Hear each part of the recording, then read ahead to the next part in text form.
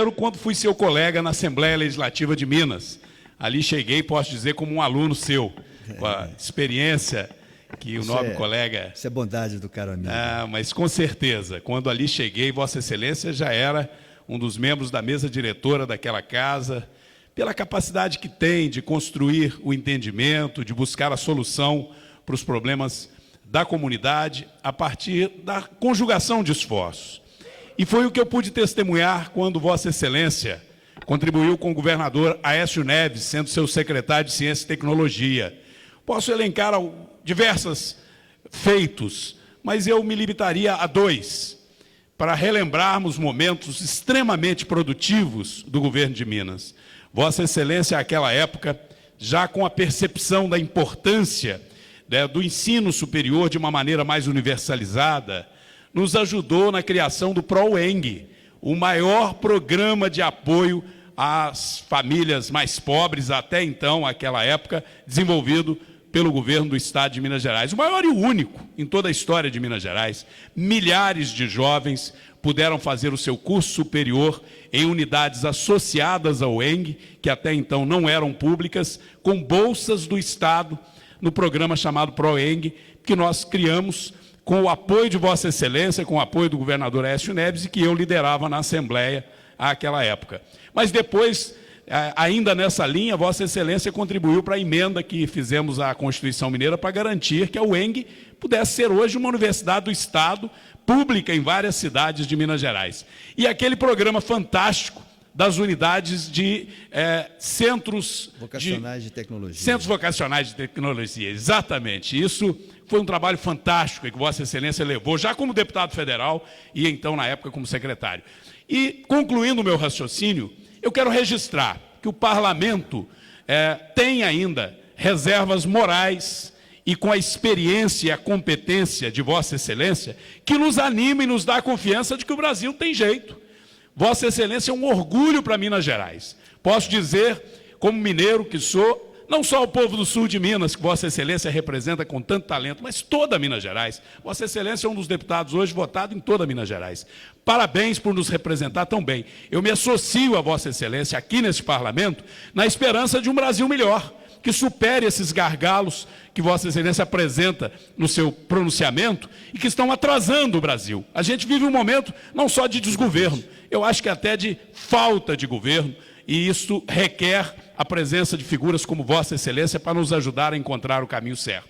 Parabéns, nós nos orgulhamos de ser seu parceiro, não é? Não só aqui, mas lá em Minas, onde o PSDB e o PR caminham juntos na busca do bem comum para todos os mineiros. Muito obrigado, deputado Bilac, parabéns. Eu que agradeço, ilustre deputado Domingos Chaves, e me rememorou aí lembranças que, de uma certa forma, nos trouxeram alegrias na gestão do então governador Aécio Neves, quando convivemos juntos e demos uma grande contribuição ao Estado de Minas Gerais. Muito obrigado. Vossa Excelência me concede uma parte. Deputado Rômulo Gouveia, com muito prazer.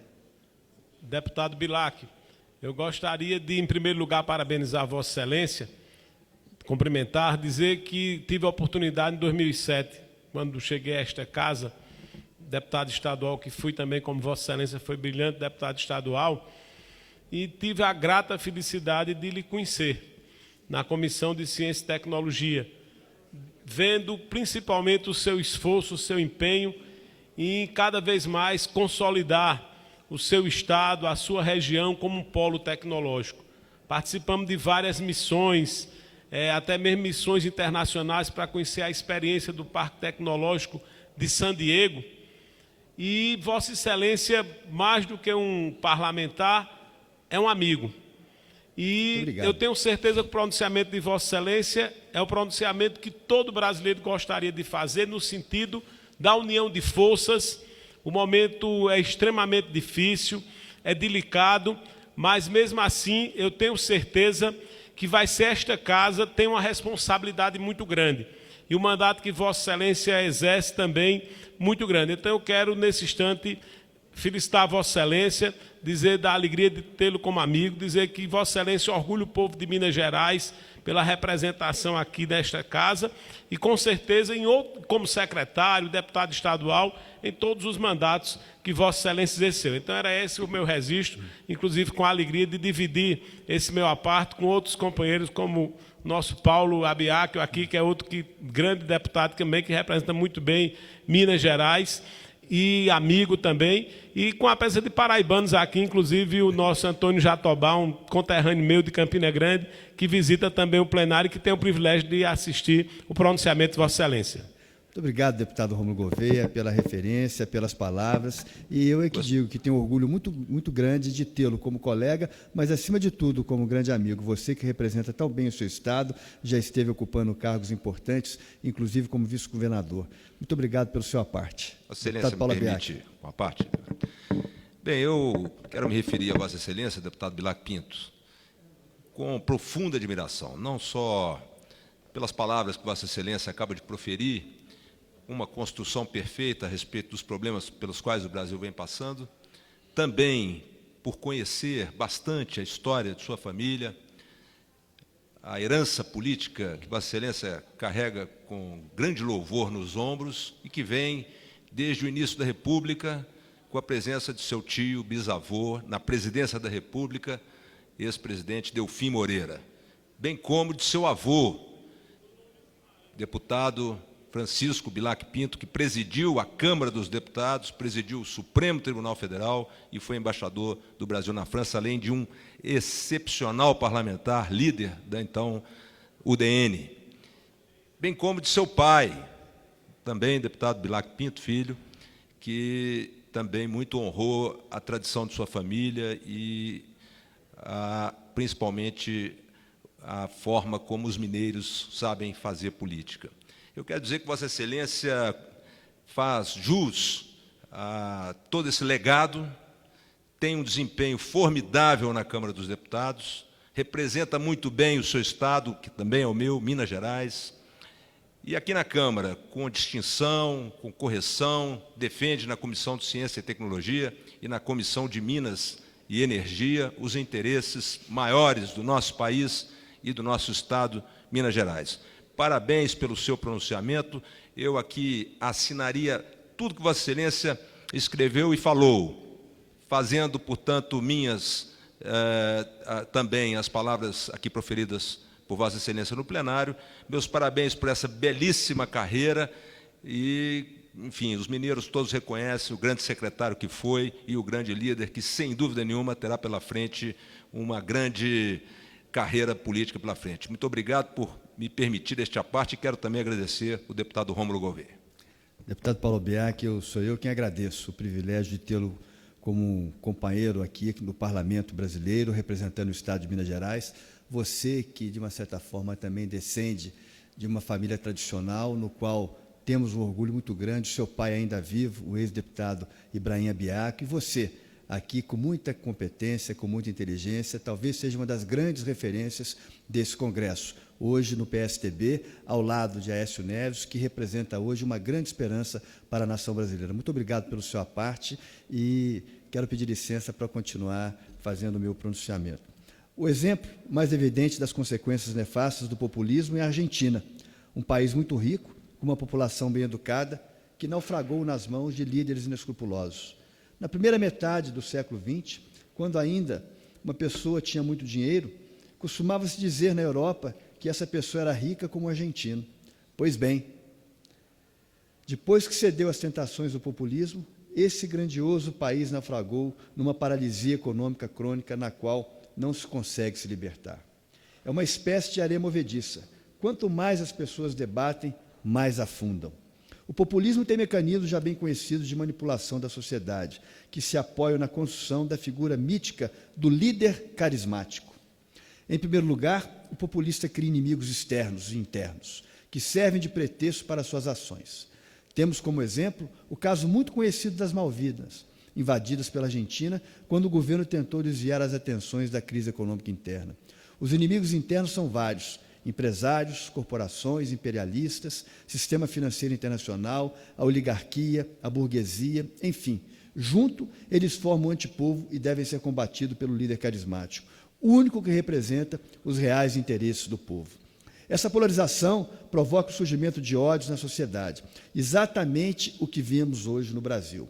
Nós, que sempre tivemos uma tradição pacifista e conciliadora, estamos assistindo à radicalização que repercute no nível pessoal, com briga entre amigos e muitas vezes até entre familiares. Recomendo que as pessoas, antes de entrarem em desavenças e brigas, informem-se melhor sobre as formas de ação deste populismo. Elas verão que estão agindo como marionetes nas mãos de grupos inescrupulosos. Na cruzada para salvar o povo de seus inimigos, os líderes populistas recorrem ao consumismo irresponsável e ao endividamento público galopante. Mas quem trabalha para pagar suas próprias contas sabe que a fantasia do gasto estatal sem limites não se sustenta, não existe almoço de graça. Sem investimentos, a economia patina, ocorre a descapitalização e a desindustrialização. O excesso de gastos públicos produz a dívida e a inflação, que devem ser combatidas com a elevação de impostos. Mas, como vimos antes, com a curva de Laffer, há um limite para o aumento de impostos. Em desespero, o governo populista lança a mão de controle de preços, tabelamento de câmbio e juros, mudança errática nas regras dos contratos. Enquanto essas lógicas permanecerem, teremos sempre a intervenção excessiva na nossa economia.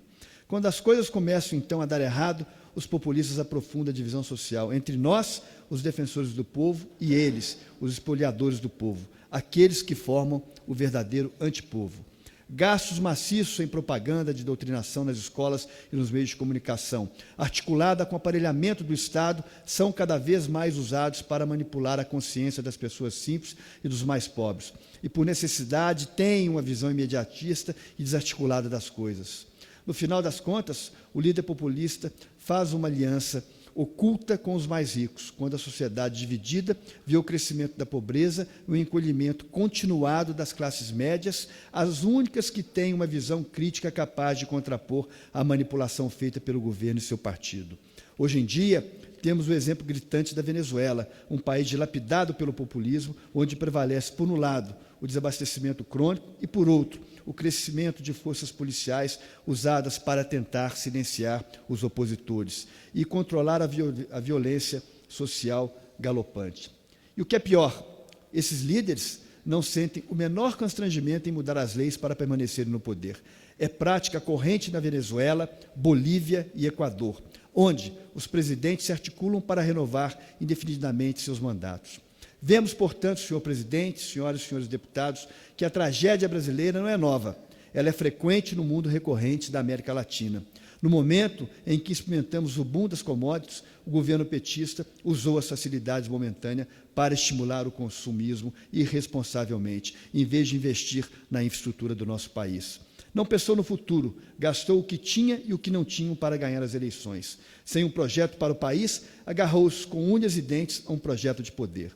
Mas, ao fazer isso, dilapidou o único patrimônio que o governante democrático não pode prescindir: a credibilidade.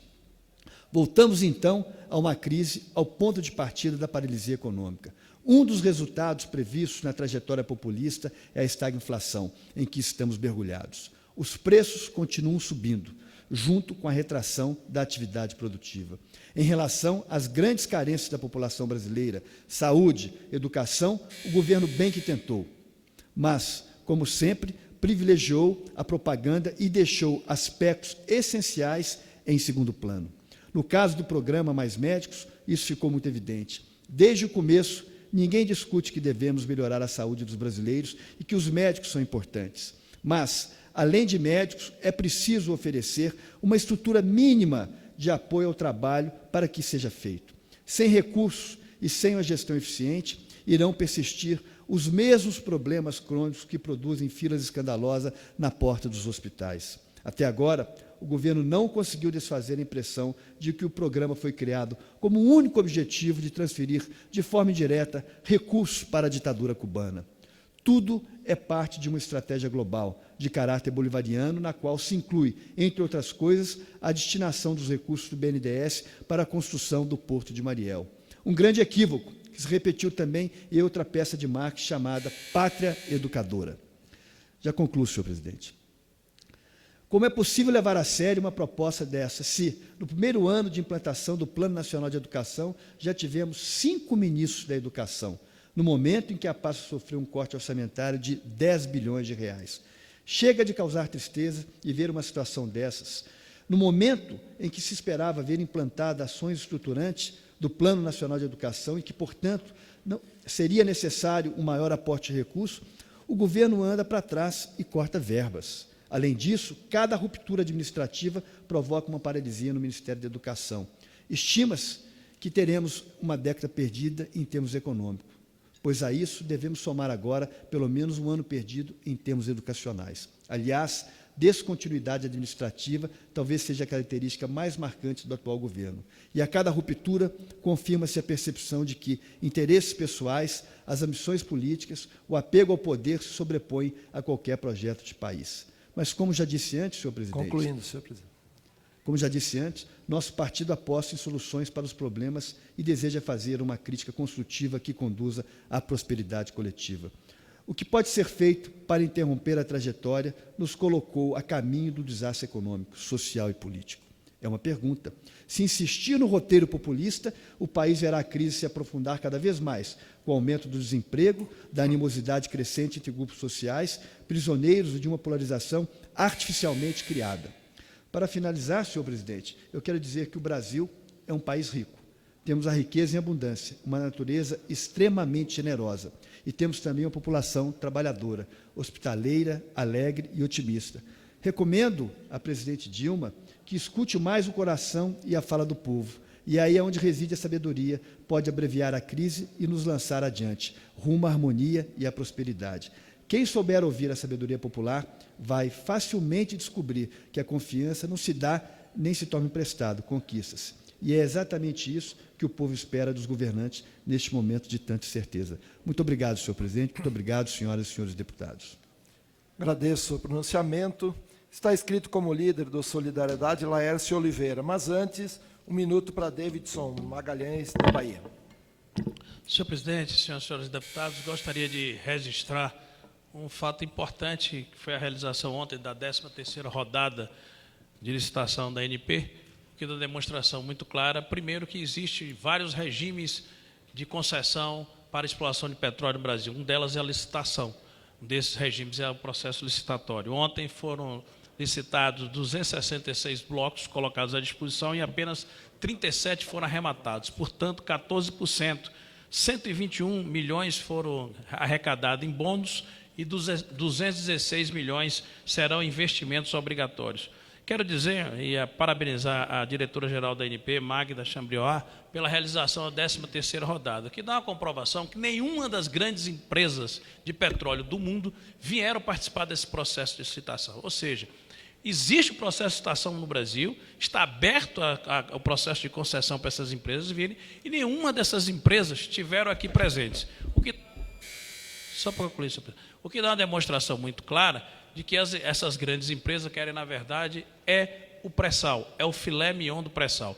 Aliás, vários segmentos técnicos da área de petróleo dizem que foi um fracasso essa rodada.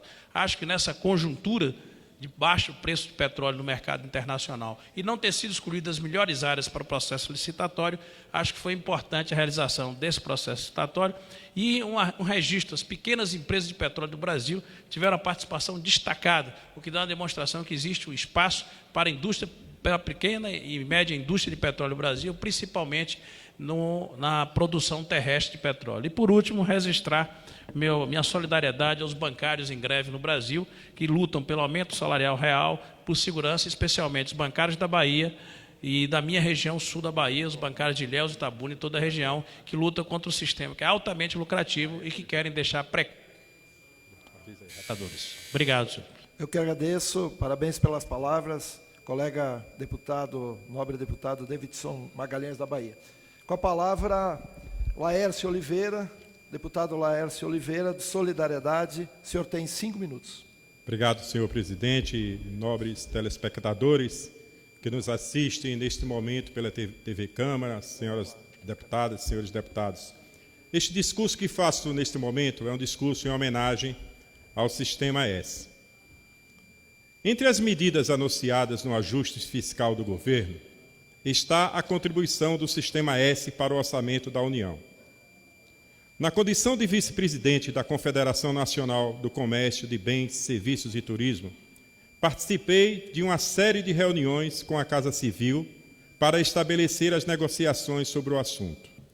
Recentemente, li um excelente artigo publicado no jornal O Globo do ex-presidente da Confederação Nacional da Indústria, Albano Franco, que atualmente é membro do Conselho Superior de Economia da Fiesp e conselheiro emérito da CNI, onde ele criticou os gastos irresponsáveis do governo. Ele defende a reforma do hipertrofiado Estado brasileiro, origem de todos os nossos males socioeconômicos e políticos, e burocraticamente agigantado. Concordo com o ex-senador Albano Franco quando ele defende que há de se encontrar um caminho que conduza o país ao desenvolvimento sustentável, visto que não há como continuar com a burocracia ineficiente, predadora, que praticamente não investe e ainda consome perto de 40% de tudo o que se produz no nosso país. A atual crise fiscal e outras que advirão, caso não se faça reformas profundas, bem atestam o descaso do governo para com as finanças públicas. Para resolver problemas de caixa, antes mesmo de qualquer enxugamento sério de despesas, simplesmente o governo propõe a criação de impostos e ainda avança nos recursos do Sistema S, que são eficazmente aplicados pelo empresariado na educação profissional e em programas de inclusão social, como é o caso da contribuição constitucional dos recursos do SESI, SENAI, SESC, SENAC, SEST, SENACT e do SEBRAE. Esta não é a primeira vez que isso acontece. Logo que o ex-senador Albano Franco assumiu a presidência da CNI em 1981, também por problemas de caixa, o governo da época tentou resolver parte de seus problemas com os recursos do Sistema S. Houve uma luta enorme para que isto não ocorresse.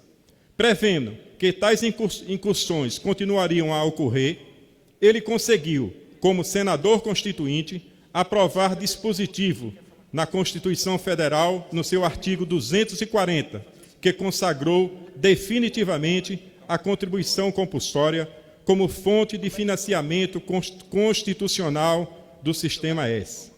Espero que seja respeitada a Constituição e que não haja, sob hipótese alguma, qualquer desvio destes recursos para tapar buracos fiscais. Como todos sabem, o Sistema S é um sistema de excelência em todo o Brasil. As unidades espalhadas de formação profissional e de atuação social nas áreas de educação, na área de esporte, na área de saúde, são atuações de excelência. São serviços disponibilizados para os trabalhadores com recursos, senhor presidente, com recursos do empresário, que contribui, através da Guia de Previdência Social, com os recursos para o sustento desse programa.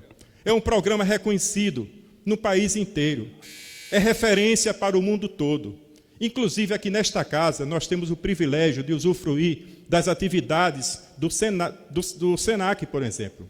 Ali, no cafezinho, ali é uma escola de formação profissional. No 10º andar do anexo 4, nós temos um restaurante que funciona com recursos do empresário, através do SENAC, fazendo formação profissional. Naquele ambiente, a gente forma maîtres, cozinheiros, garçons, e ainda mais com um serviço de excelente qualidade que deve ser comprovado ou por cada um dos deputados e deputadas aqui presentes.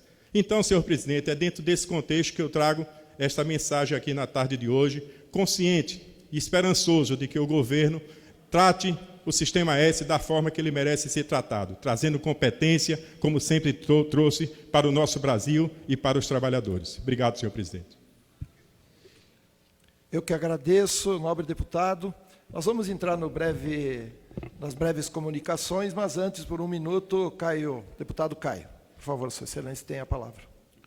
Senhor presidente, nobres colegas parlamentares, eu vim falar hoje de emenda que nós colocamos para o município de Floresta, onde a prefeita Rorró nos solicitou para que mudássemos a realidade do hospital municipal que existe na cidade. Alocamos uma emenda de recurso próprio no valor de R$ 1.400.000 para reforma, compra de equipamento, e o município de Floresta hoje é uma referência na área de saúde, é um município em que todas as cidades do entorno da região do São Francisco, de Itaparica, se servem do hospital.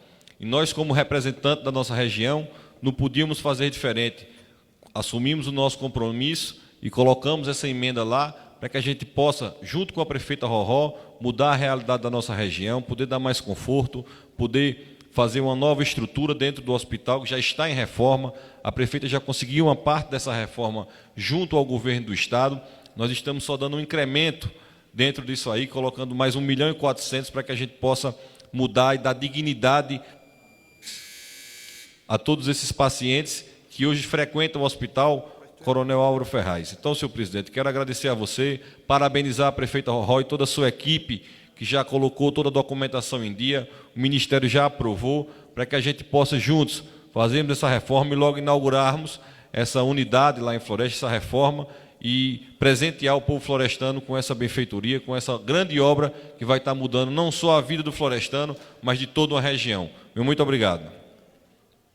Eu que agradeço, deputado Caio. Então, estaremos iniciando nesse momento as breves comunicações. Primeira escrita, a deputada Moema Gramacho, do PT da Bahia. A senhora tem 3 minutos. Senhor presidente, senhores deputados, senhoras deputadas, ontem à tarde eu tive o prazer de acompanhar a nossa presidenta Dilma ao município de Barreiras, na Bahia. E foi muito importante essa ida lá. Primeiro, pela felicidade do povo.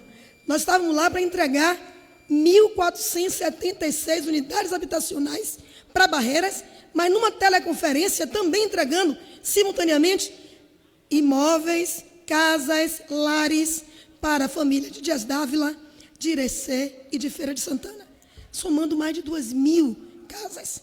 E o que é mais interessante, presidente, é que mais de 5.000 pessoas presentes, e além da emoção daquele momento, de mais uma entrega do maior programa habitacional já existente na história deste país e, sem medo de errar, poderia dizer o maior programa para a população mais carente do mundo, que é o Minha Casa Minha Vida, que já foram entregues mais de 2 milhões de casas, que já tem 1.700.000 casas que já estão na fase de contratação e as 3 milhões que vão vir do Minha Casa Minha Vida 3. Portanto, é, de fato, o maior programa habitacional da história desse país. Agora, a emoção do povo lá, não só para receber as suas casas, era também gritando, não vai ter golpe, porque o povo sabe que não pode ter golpe nesse país. 27 anos de democracia, não é bom para ninguém que a gente quebre esta possibilidade concreta da gente consolidar a democracia no nosso país. E o golpe que estão querendo tramar contra Dilma, contra o PT,